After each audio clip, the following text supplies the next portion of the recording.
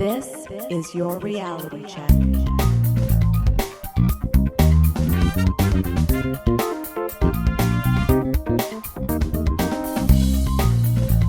Welcome to The Reality Check, the weekly Canadian show that explores a wide range of controversies and curiosities using science and critical thinking. Today is August 16th, 2021, and I'm producer Pat. We have three interesting segments for you this week. Cristina takes a look at the Embr Wave, a wearable device that claims to cool you down or warm you up. And Adam explores what a neutral zone is.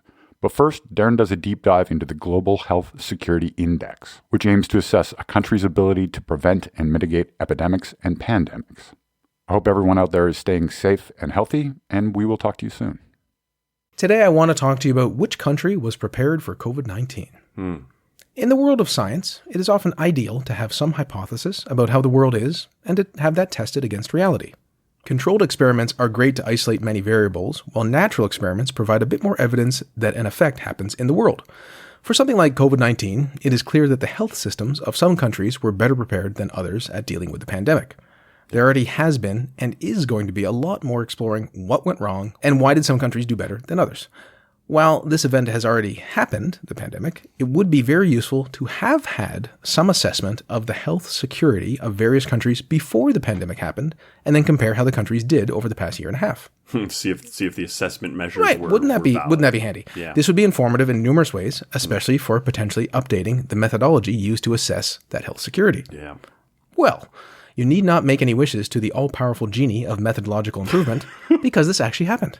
Fantastic. The Global Health Security Index, released in October 2019, is, quoting from the website, the first comprehensive assessment and benchmarking of the health security and related capabilities across the 195 countries that make up the states parties to the International Health Regulations.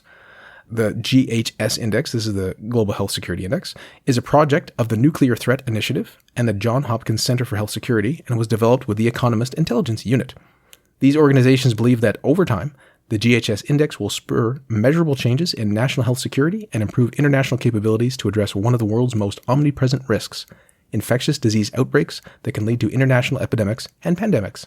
This is one of those things that as soon as you hear it, you're glad someone already did it. Sure. I do think methodology is important, so I'll cover that a little bit, but still only at a high level. So to create this index, the Nuclear Threat Initiative, Johns Hopkins, and the Economist project team, with generous grants from the Open Philanthropy Project and the Bill and Melinda Gates Foundation and the Robertson Foundation, worked with an international advisory panel of 21 experts from 13 countries to create a detailed and comprehensive framework of 140 questions, organized across 6 categories, 34 indicators, and 85 sub-indicators to assess a country's capability to prevent and mitigate epidemics and pandemics. They seem like they've thought this through. The index relies entirely on open source information, data that a country has published on its own or has reported to or been reported by an international entity. I'm still quoting, by the way. The index was created in this way with a firm belief that all countries are safer and more secure when their populations are able to access information about their country's existing capabilities and plans, and when countries understand each other's gaps in epidemic and pandemic preparedness so they can take concrete steps to finance and fill them. The indicators and questions that compose the index framework also prioritize analysis of health security capacity in the context of a country's broader national health system and other national risk factors. Oh, okay, so that's the basic setup. Now, there's 140 questions in this index. I'm not going to go into those, but there are 6 categories which I will describe. Number 1, prevention. This is prevention of the emergence or release of pathogens. Sure. 2, detection and reporting. Early detection and reporting for epidemics of potential international concern. 3, rapid response. Rapid response to and mitigation of the spread of an epidemic. 4 is the health system. Sufficient and robust health system to treat the sick and protect health workers. Number 5, compliance with international norms. Commitments to improving national capacity, financing plans to address gaps, and adhering to global norms. And finally, risk environment. Overall risk environment and country vulnerability to biological threats. Due to other issues that aren't necessarily related to... Broadly, yeah. So, again, quoting, among the 140 questions, the index prioritizes not only countries' capacities, but also the existence of functional, tested, proven capabilities for stopping outbreaks at the source. Several questions in the GHS index are designed to determine not only whether a capacity exists, but also whether the capacity is regularly, for example, annually, tested and shown to be functional in exercises or real-world events. Okay, one last little bit. The GHS index also includes indicators of a nation's capacities and capabilities to reduce global catastrophic biological risks, which I'm interested in, which are biological risks of unprecedented scale that could cause severe damage to human civilization at a global level, potentially undermining civilization's long-term potential. These are events that could wipe out gains in sustainable development and global health because of their potential to cause national and regional instability, global economic consequences, and widespread morbidity and mortality. Wonder if we had one of those lately. Okay, so international experts backed up by reputable institutions with a reasonable methodology. What did they find? Main finding, quote, national health security is fundamentally weak around the world. No country is fully prepared for epidemics or pandemics, and every country has important gaps to address. Believable. Indeed. Quoting still, the GHS index analysis finds no country is fully prepared for epidemics or pandemics. Collectively, international preparedness is weak. Many countries do not show evidence of the health security capacities and capabilities that are needed to prevent, detect, and respond to significant infectious disease outbreaks. The average overall GHS index score among all 195 countries assessed is about 40 out of a possible score of 100. Of the 60 high-income countries, the average score is about 52. In addition, 116 high and middle-income countries do not score above 50.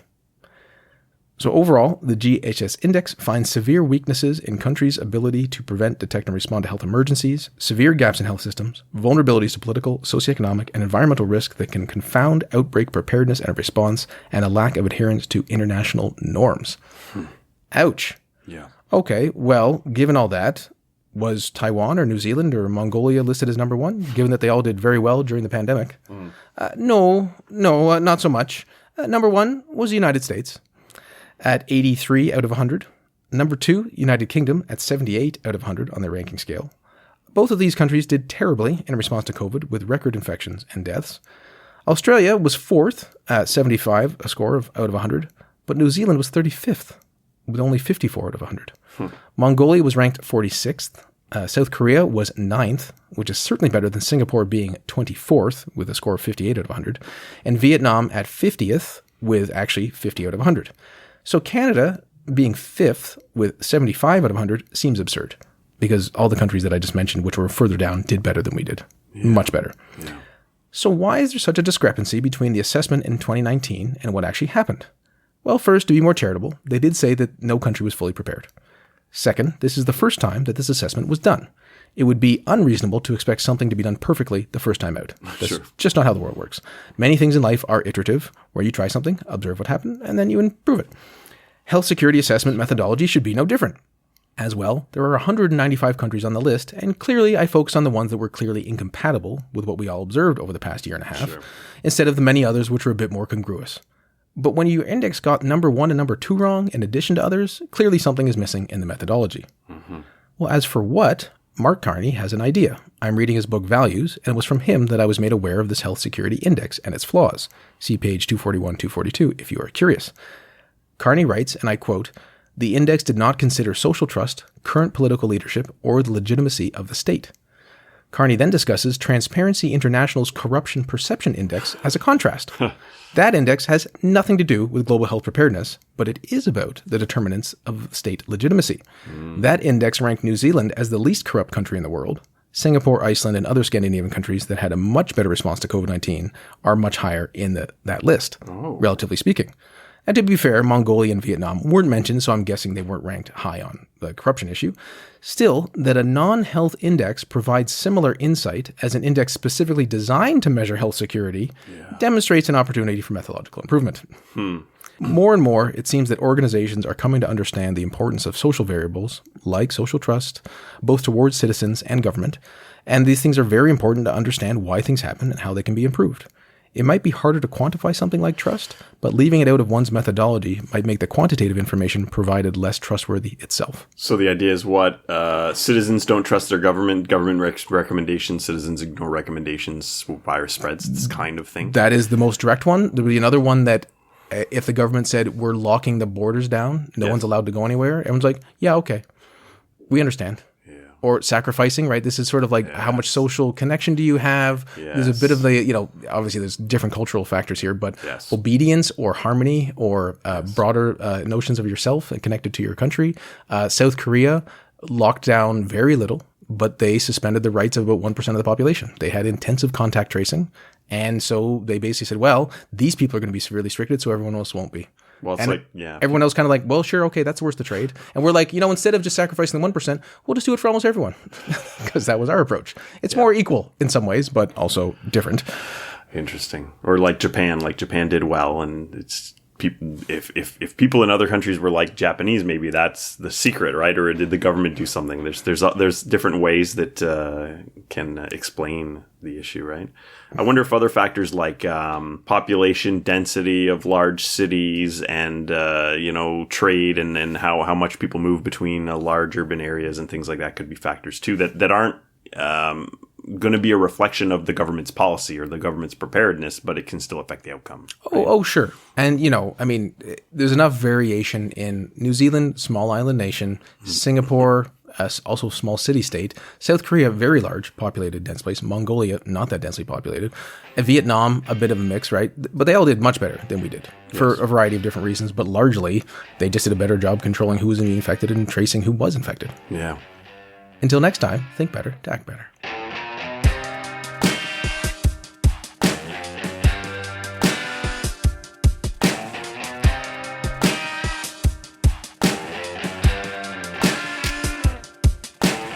Is a neutral zone. I watch a lot of Star Trek. More specifically, lately I've been rewatching Star Trek The Next Generation. I'm in the 3rd season where there are many confrontations between the Federation and the Romulans, usually involving some sort of incursion into the neutral zone. Since the area is called neutral, but anyone entering into it is said to be committing some sort of violation, I wondered if this made any sense. To me, I thought, well, if it's neutral, isn't this where people should be free to go, and then they should only be doing something wrong when they enter the other person's space? Not really. So a neutral zone in Star Trek terms is an area of space between two different regions belonging to some group. So in the case of the Federation Romulan neutral zone, the one that's the topic of a lot of episodes I've been watching lately, there's the United Federation of Planets Space, and this is where most of Star Trek action takes place. And then on the other side, you have the Romulan Star Empire. So Star Trek takes place in 3D space, which is where all things in the real world take place. But because our brains are used to 2D maps, right, like the surface of an actual planet, many things like the graphical displays of the neutral zone seen in a lot of the shows are shown as these 2-dimensional strips on a map. Also, these displays are generally 2-dimensional, as seen through your TV. In reality, since space is 3-dimensional, the neutral zone itself would be a large 3-dimensional space. So it wouldn't be like a strip. It would be this 3-dimensional space. So what's the deal with this? And is this a real thing in the real world, or is this kind of made up for Star Trek? The answer is yes. Now, Memory Alpha, the Star Trek wiki, says that a neutral zone is a volume of space not claimed by any political power. Now, this alone wouldn't explain how contentious they are.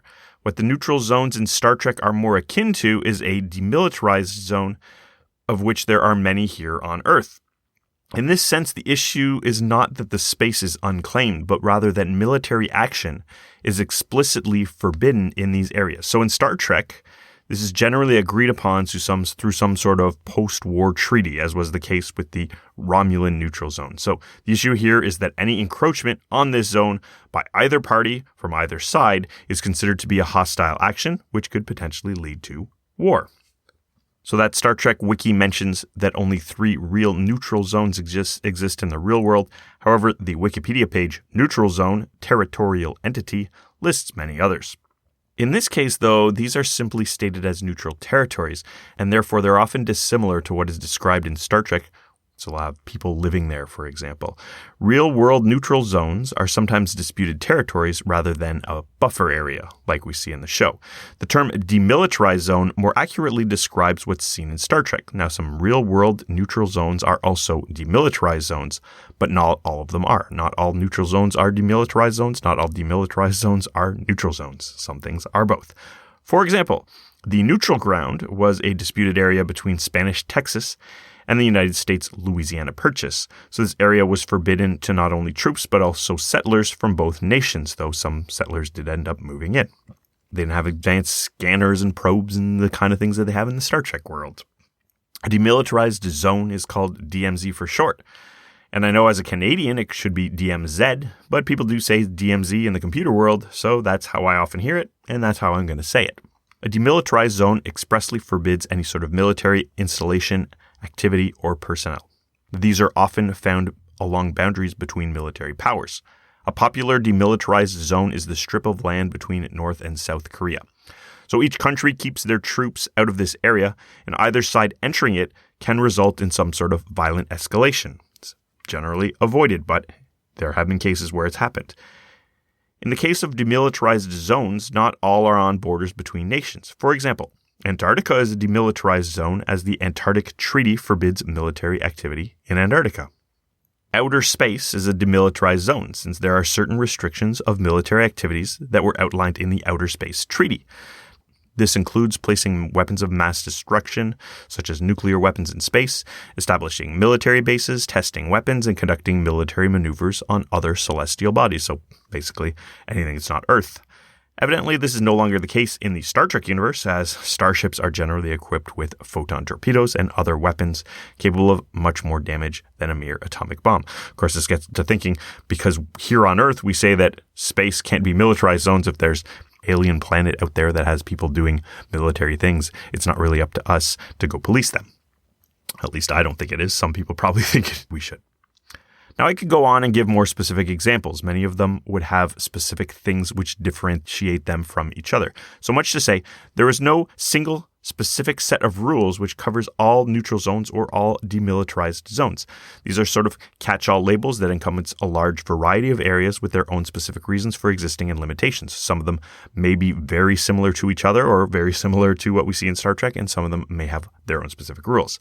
The Star Trek neutral zones are certainly not simply unclaimed parts of space, but a very specific demilitarized region between regions of space. So if Star Trek has neutral zones, which are really more demilitarized zones, does it matter if someone enters it peacefully? Now, I'm not an expert in Star Trek laws, but I suspect this might be disallowed by the relevant treaties. So in the shows, such things as probes are usually allowed into the neutral zone, while a starship or Romulan warbird is not allowed to enter. But those ships, which are generally the focus of Star Trek series, are military vessels. For the Romulan warbird, it's right in the name, war, as a warship. As for the ships like the Enterprise and others, these are part of Starfleet, which is responsible for not only exploration, but also defense on behalf of the United Federation of Planets. So, any incursion in the neutral zone by such vessels equipped with weapons, with military crew, into a so-called neutral zone, which is practically speaking a demilitarized zone, would constitute a military incursion. This isn't the equivalent of a person or a car driving into a demilitarized zone. It's like bringing a tank or an aircraft into a DMZ, which would most likely be frowned upon. I think the best analog would be some sort of nuclear submarine, some sort of submarine as a war vessel going into this kind of place. Because if you go back to the original sort of Starfleet Romulan conflicts, these are analogs for submarine battles where they can't see each other because the Romulans have cloaking technology, and this is all kind of part of that similar thing. So why the confusion? Now, it isn't clear whether Star Trek writers dating back to the late 60s, which is with the original series, were inspired by actual real-world neutral zones when naming them for the series, or if they just sort of independently came up with that idea. It's entirely likely this was simply a name chosen to describe something which, for the purposes of the series, is more accurately described as a demilitarized zone, but they just kind of wanted to give it a unique and slightly different sounding name. Neutral zones are real things. They can vary in specifics, but it generally means a neutral territory and can include entire countries. The various neutral zones in the Star Trek universe are actually demilitarized zones which exist in limited spaces between two territories where military action by either side is expressly forbidden. Peace out, cuboids.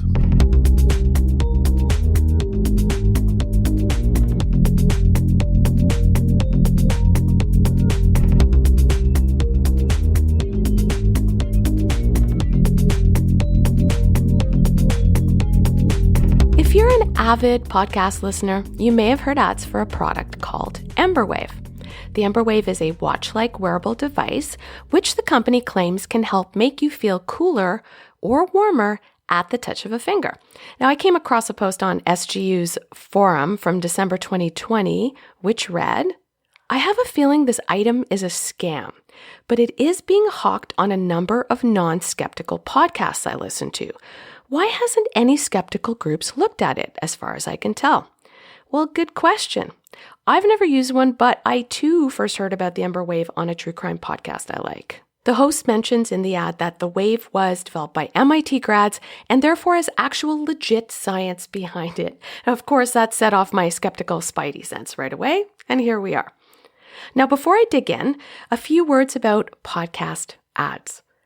Longtime TRC listeners know we rarely have ads on our podcast feed. When we joined a big podcast network for a few years, you probably heard us do ads for HelloFresh, but that's about the only advertiser that we felt comfortable with after having tried the food service firsthand. Now, you may wonder why in the world a podcast with millions of downloads, thanks to all of you, of course, wouldn't take advantage of lucrative ad income by throwing in a couple of ads here and there.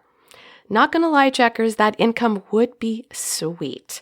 But we would be absolute hypocrites if we ever allowed ads on our podcast that were contrary to what this show stands for. Okay, back to Embr Wave. Now here's what the company website says. Feeling uncomfortable or out of control with temperature? With the Wave, all it takes is one press for instant cool relief or soothing warmth. The Wave instantly cools or warms the inside of your wrist, creating a natural response that helps you feel better. Now, there are 2 iterations of the Embr Wave available currently to purchase. Embr Wave 1 is on sale on their website for $249, and the second generation, called the Wave 2, is currently going for $349. That's a lot of money. Now, for anyone going through menopause, suffering from hot flashes, you'd likely gladly pay that much money for something that brings you any relief. But is this wearable device really legit? Now, it came to life as a Kickstarter project. It was founded at MIT, as I mentioned, and backed by Bose Ventures and Intel Capital. According to the Kickstarter page, 2,837 backers pledged just shy of $630,000 to help bring this project to life. In 2017, Digital Trends published an article looking at promising crowdfunding campaigns and included a blurb about the device describing it as a wearable heater-cooler that leverages quirks in human physiology to hack the way your body perceives temperature. That's actually a pretty spot-on summary of the device. According to Embr Labs co-founder Sam Shames, it's a product for people that are too hot or too cold that offers thermal relief. What it does is it heats and cools one spot on your body and helps you improve your comfort without changing your core temperature.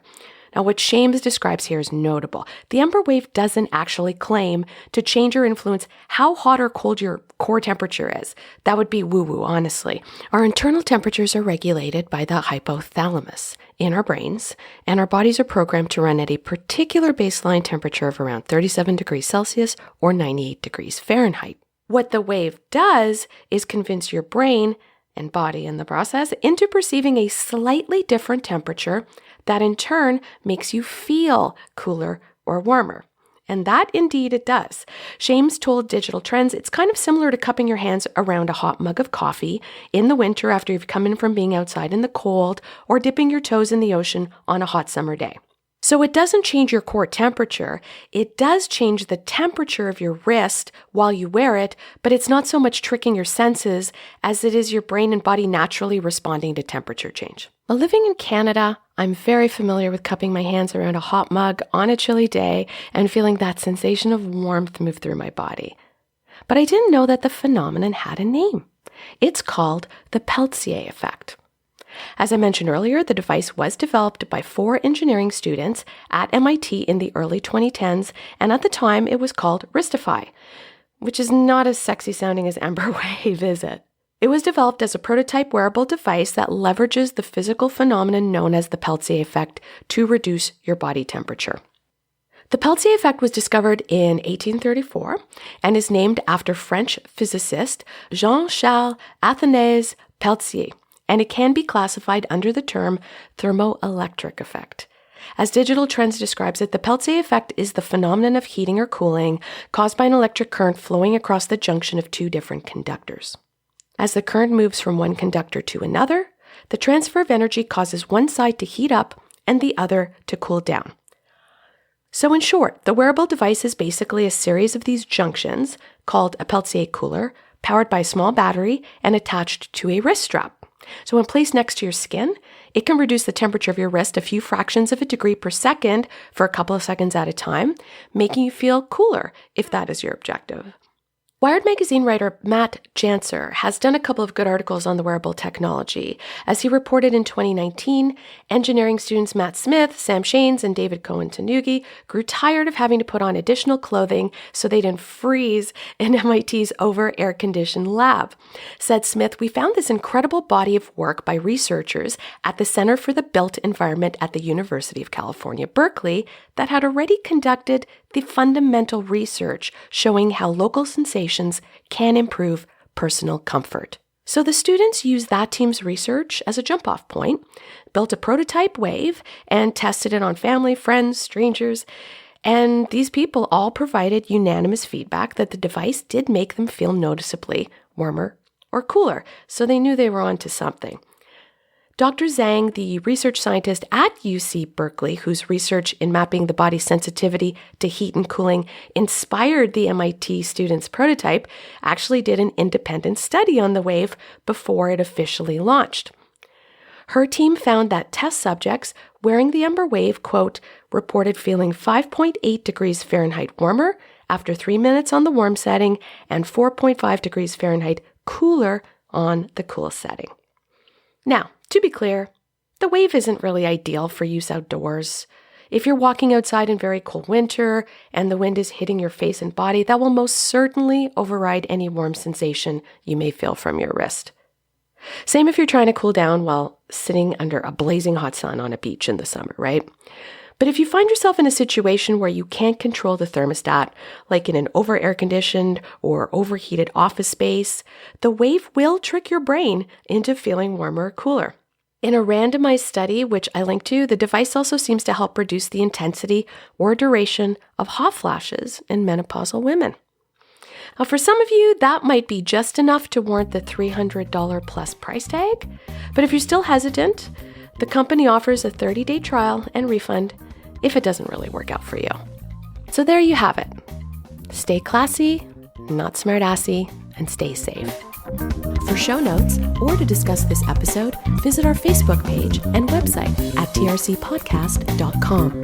For general inquiries or to send a topic or parody suggestion, email info@trcpodcast.com. Help support the show by leaving a review on iTunes and liking us on Facebook. Follow us on Twitter @TRC_podcast.